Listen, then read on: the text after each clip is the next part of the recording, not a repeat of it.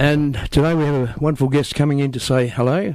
Sam Starswich. She's presently a Shire Councillor, and she's running again. Yes, I am. Thanks, George. Thanks for having me. Tell me what motivates you and how have you enjoyed your last 2 years?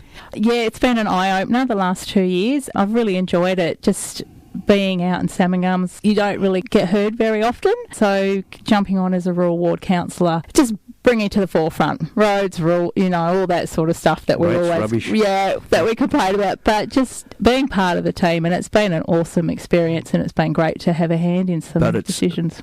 It's far from rates and rubbish these days. Oh, look, it is. And just learning what the Shire provides for the community, it is a lot. We've just had a briefing this morning of what the community events team do, and all the events that are held over the year are done for free by the Shire. So your Edgy, your Bay, your Winter Wonderland, it's all provided by the Shire and the events team. So it's great to be a part of that. We've got a great Shire here. We've had some great councillors over the years. Ian Mickle was the linchpin for 20 years more. Then we had Victoria Brown, who was a great president, and now we've got Ron Chambers. Yes, it is. I think we have had some great people over the years, and it's exciting. It's good to be a part of it. So hopefully I've done enough that people feel that they can vote for me and re-elect me. I've only been in there for 2 years, so a bit longer would be great to be able to just show what I can and be part of. I'll say it publicly. I'll vote for you. Oh, thanks, George. I appreciate that. I'm sure my wife will as well. Look, and you've been a councillor yourself, so you know it's a lot of yourself that you give up, but I do it. I was on the road this morning at 6 o'clock driving in for meetings, but it's just Tuesdays is now council day, and even while I've been laid up for 4 months since I broke my leg, 3 months I wasn't allowed to drive, but I didn't miss a meeting. The Shire were great. The tech team, I zoomed in for every meeting and every briefing so I could still be part of it while I was laid up. The only one I missed was the day after I actually broke my leg while I was in a bit of pain. Being flown to Perth. Yeah, exactly. It was a bad break too, wasn't it? It was a bad break, yeah. So first bone I've ever broken, but yeah, apparently I did a real doozy on myself. And you walked up the stairs coming into the studio today. I did, and I was huffing and puffing. I'm going to walk back down, and walking up's not too bad. It's going to be going back down, but I might have to brave that lift. Would you like me to go in the lift with you? Probably, yes. I've got a phobia about lifts. Wow, unbelievable.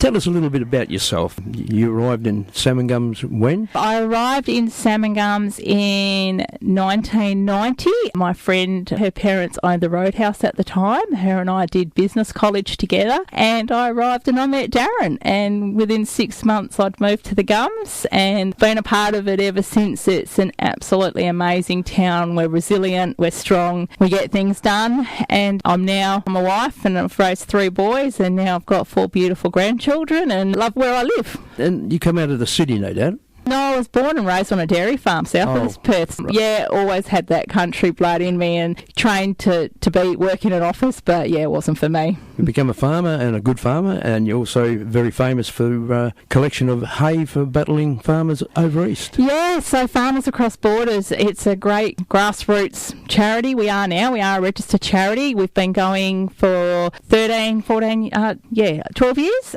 2013. We went through a bit of a lean period in the Gums there for 4 or 5 years, just a mixture of no rain, low prices, stuff like that. Darren went mining, I stayed on the farm, and 2012 was an absolute shocker for us. 13, we got help to get through 13 while Darren worked away, and that was financial assistance sort of thing, like one of the businesses in town carried us. And 13 was a brilliant year for us, and Belle and I met, and we wanted to take hay over east because they were in their 10-year drought over there. So that's what we did, and that was Farmers Across Borders, and we're still going strong. And it's just an amazing group of people. Its majority is from Esperance, or from our Esperance region, farmers, truck drivers, and we work together and we just help out where we can. And it's just happened very recently. It did. So we took 86 trucks across the Nullarbor. We actually had 89 load, but 3 of them couldn't actually leave with us on the Friday when we left Norseman. So they followed over on the Sunday. But logistical nightmare. I think if I say it again that we're going to do that, the committee will probably they will do something not very nice to me, because it was great, but we've now done it and we don't need to do it again. So, we run all the time. Like last year we had trucks just going out on a weekly basis, and that's just what we do. We bale the barley straw here now in Esperance, and then we just deliver it where it's needed, when it's needed. Every now and again we'll do a major run, but we've taken 48 trucks before. Normally we sort of take 10 to 20 trucks if we're doing a bigger, larger hay run. Last year it was just weekly basis. There was just a truck going all the time. So we're always busy. Well, I'll put a song on for now, Sam, and we'll come back to it. Yep, sounds good. Thanks, George. What have we got? We got a couple of messages first. Come back to the party with Sam. Well, good. Sam, before we go to change the subject, go back to the council for a little while. All of a sudden you've been filmed when you're debating. You've got everything on the computer. I don't think I could cope with that anymore. I've found it a bit daunting, finding my voice in council. I don't know why. I'm normally speak up, sort of have a problem talking, but it's taken me a little while to feel comfortable. Well, not comfortable, but just, you sort of get a dry mouth when I sit around that table. But no, I hope I do get a chance, because I think I've only been there 2 years, just finding my feet, but it's interesting, and I put a motion forward last month actually to invite our new regional ministers down. Saw that this morning actually. Yeah, because if the government's going to have these state ministers for each region, I believe they should actually be coming and visiting us. So absolutely. So we'll keep pushing on that one. So how has it been streamed live? You don't think about it now, or you? No, I don't think about it now. I think we don't actually see it happening. You've got your microphones on in front of you, and the camera's just there. So yeah, you don't. Well, I think it's up on the wall. You don't actually see it, so no, you don't notice it. You've got a good history, not you so much, but the Star Switch Nave's got a good history. My grandfather was on the Roads Board, which was the precursor to the Shire. Julie Star Switch did quite a few years. I did 8, and now you've taken up the reins. I know, we're very community-minded, aren't we? We seem to get in there and get stuff done, and part of being a small community, isn't it? Yeah, I was I was out of sight, out of mind, sort of my 20 years Navy in the kitchens, the galleys. Never was the spokesman for anything. I got into Shire. I was absolutely blown away. I mean, talk about fear. Yes, I can imagine. I learned to do it, but I'm still a bit rough. But yeah. No, and so am I. Like, I've had to learn to just be in that public eye a little bit with the hay run and stuff like that. Stop swearing. I do. I'm a shocker. I'm always getting told off by my husband. So now I try and behave. Well, we come into another subject now anyway. All the best when you run. And when's the date for... No, it's all... it's postal voting. So I think, all the postal votes have been sent out, so they should be arriving in your letterbox soon. So it isn't compulsory to vote for your local government, but we do ask that you please do take an interest in what is happening locally, because we are more of an advocacy role. Especially like when dealing with the state government, we've got to do that. We've got to speak up. We've got to be the representatives for our community. So, and our whole community as well. So it's that approach. I might think of something one way, but you've got to look at how it affects everyone in this community, not just one section. So, yeah. That's right, and you all got to vote within council. I mean, you discuss these things, you might not agree with it, but you see the big picture, I guess. And I had a very hard one day, and it was 13. There were 13 councillors back in that day, and there was 12 to 1. You guess who was the one? Yeah. I just said, well, I had you surrounded for a while. Yes. Just laugh it off, bad, Yeah, and you do. Like, you don't agree with everything, and you might go in with an opinion on something, but we're always getting briefings. We're always, you can ask whatever questions you want. You can get the answers, and you may end up changing your mind about where you stand on something because somebody else brings something to the table that you haven't thought about. It's out of your realm or whatever you think, and so you've got to be open all the time. I think open, respectful discussion. You're not always going to agree because we don't all agree, but I think you need to be respectful and you need to have that discussion, and that's how it should be. I think we're not children. Be adults in that room and be respectful. Learn what the role is and ask the information, but do it respectfully, and that's how you get things done. I think acting like a 2-year-old isn't going to help. And we've had a few of those in there. We'll go to our next subject, and that's something close to your heart, and it's salmon gums. It is salmon gums. So we've officially turned 100. We were gazetted in 1925 in February, but we are celebrating our 100th on the 27th of September this year. So invite everybody to come up to the gums for the day. And you've got some good things organised. We do. So we've got like a market stall happening with mechanical displays, market stalls, food vendors.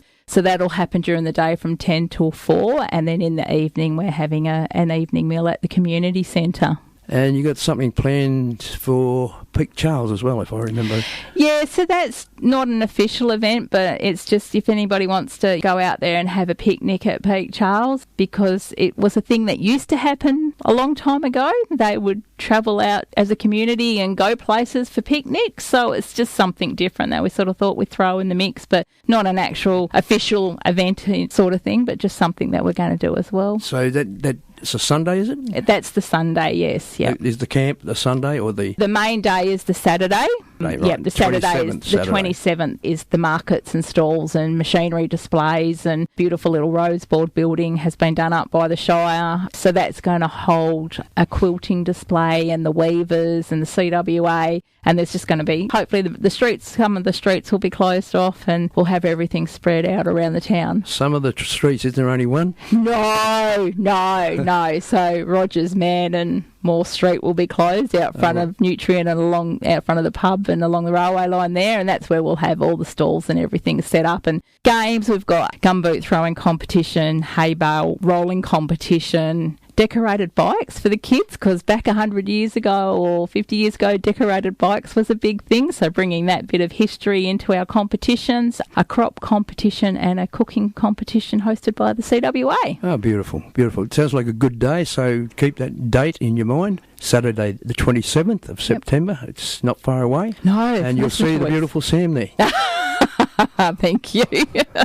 Sam, can I get you a song? What would you like to hear from? What was the first record you ever got? In Excess. In Excess. Well, there was probably... it might have been an ABBA one, but I reckon the first one I bought for myself from earning wages off the farm, or, pocket money, moving cows, was probably In Excess Kick, Melbourne. Kick. Yeah. What's the favourite song in there? Oh, jeez. Now you're making me think. I can't think. ABBA's easy to find. Yeah, I'm doing an ABBA one. It was the one with the helicopter on the front cover, I think. I had an ABBA earlier, but I'll find an ABBA for you. Yeah, that'd be great. Thank you. One of those things. Yeah, okay, Dancing thanks, Queen. Sam, and thanks for coming in at short notice. You've been to council today and you're going back, are you? I am going back, yes. So you have different meetings on the same day? Yeah, we do. We have meetings. Today was an agenda briefing, but then we also have briefings throughout the day on different things that are happening. It's a little bit quiet this month just because it is an election coming up, so it's in caretaker mode, but there is still things to discuss. So always learning, which is great. It's a fabulous, it's a role that I take very seriously. Yeah. Yep. And you're a good counsellor. I heard the scuttlebutt from up there. You're one of the girls, and we've got a good group of girls up there. Yeah, we have, and it's a good group. So it's good. You just anyway. All the best for your election, and we'll see you when you're back in council. Oh, thanks, George. Thanks for having me. I'll put your song on before you go. Oh, thank you. Thanks, Sam. Oh, thank you. Hi, my name is Emily and I'm from Sandringham. You are listening to 1039 Hope FM.